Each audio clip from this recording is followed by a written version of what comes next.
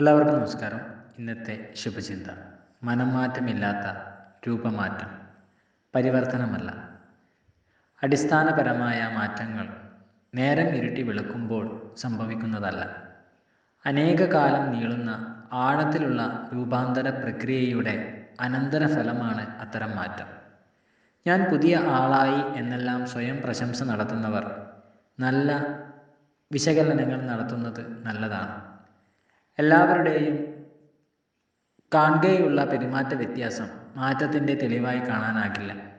അത് ആളുകളെ വിശ്വസിപ്പിക്കുന്നതിനുള്ള തന്ത്രം മാത്രമാകാം. കാര്യസാധ്യത്തിന് വേണ്ടി മാറുന്നവർ കാര്യം കഴിഞ്ഞാൽ പഴയതിലേക്ക് തിരിച്ചു പോകും.